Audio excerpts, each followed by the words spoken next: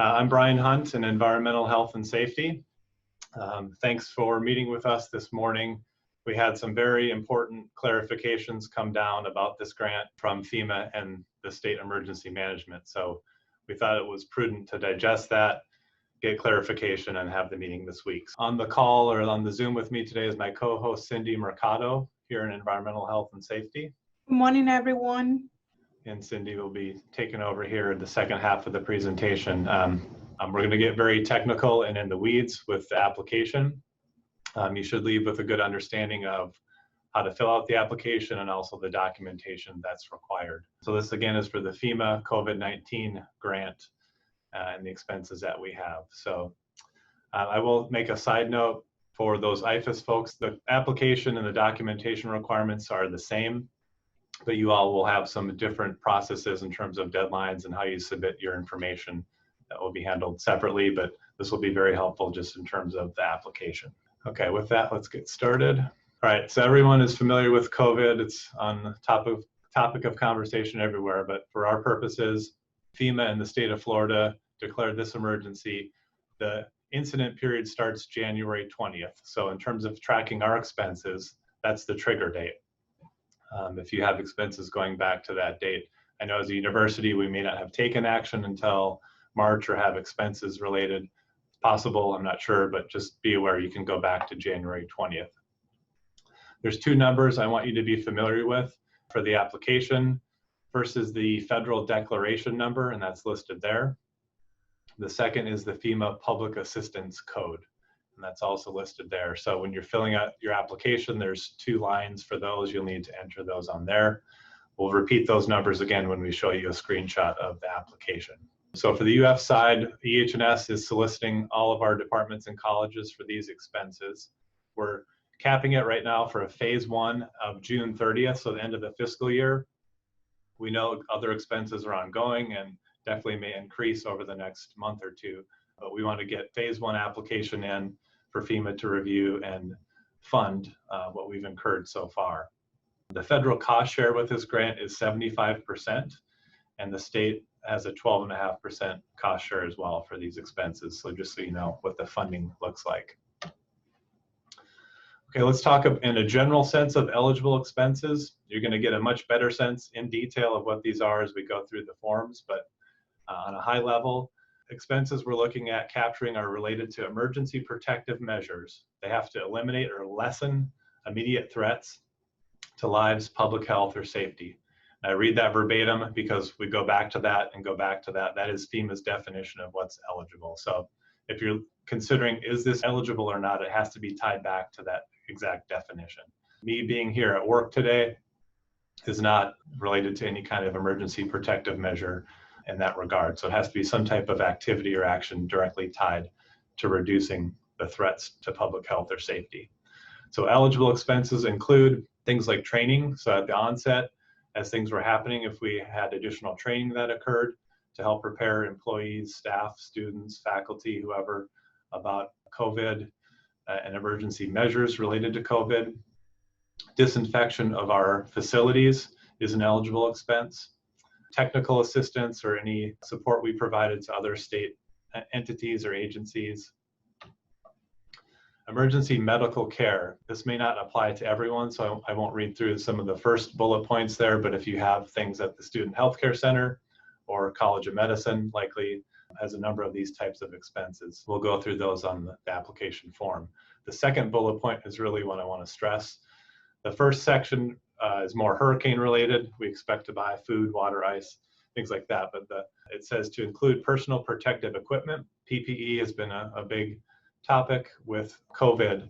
So the clarification we received Friday morning is that it's very likely PPE expenses will not be eligible.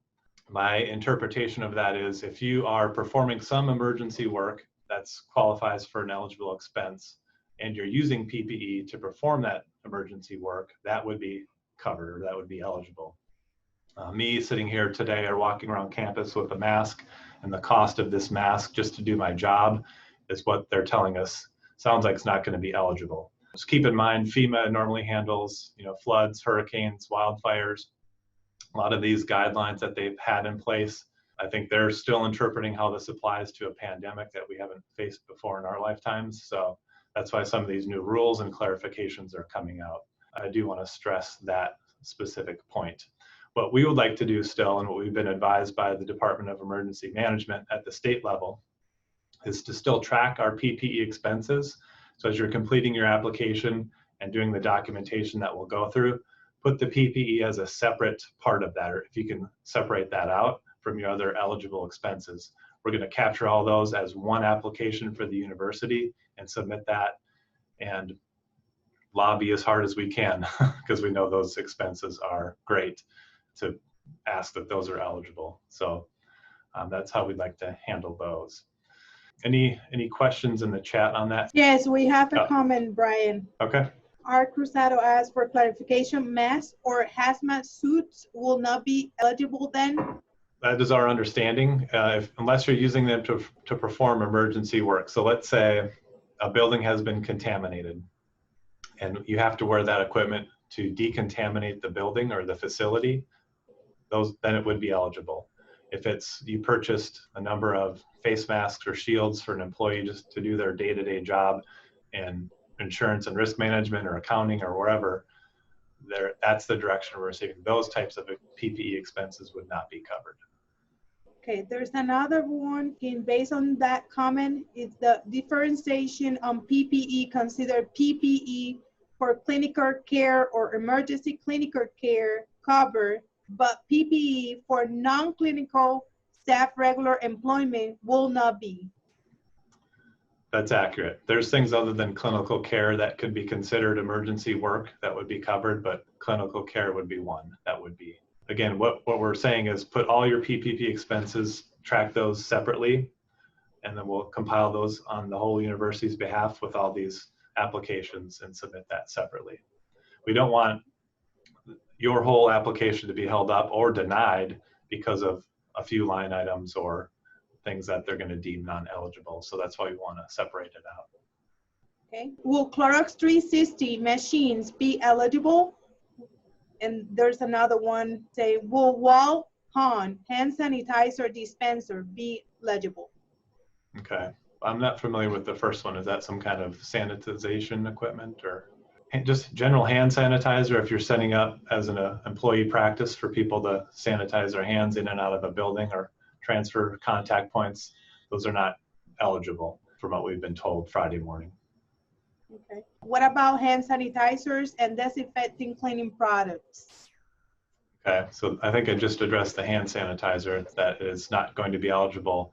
Disinfection of facilities is an eligible expense. So that would be something to submit. William posed a follow-up. He said, yes, the 360 are sanitizing machines. Okay, yes, and we'll talk about how to track that equipment bill here in a minute. The definition of public is NPB, a public facility. Do warning signs put up in the visit constitute communication to the public? A warning sign of just saying masks are required, or might need more detail on that. I mean, yeah. We'll talk about it. I haven't gotten to it yet. It's the last bullet point on the slide, but if we have communications for health or safety information to the public, which if we're posting that, preparing that, putting it on our buildings and things like that, and we have eligible expenses for materials, supplies, that's something that would be eligible if we're communicating that to the general public. We're a public university, we're open to the public, so those expenses we want to track. Plastic screening at service point for the public. Okay, like a plexiglass thing. To my knowledge, those are not going to be eligible. I'm going to make a note right now because that wasn't what was clarified. We were discussing specifically the PPE, so let me check on the plexiglass at customer service points. I know there's a lot of questions, trust me. My understanding of what was going to be eligible for PPE changed. Think through some other questions you have and we'll open it up again towards the end. Two other items, I mentioned one. So if we're preparing communication of general health and safety to the public, and then security and law enforcement if we're doing things on campus directly related to protecting lives or preventing a spread of virus. And we've talked to UPD about some of their expenses.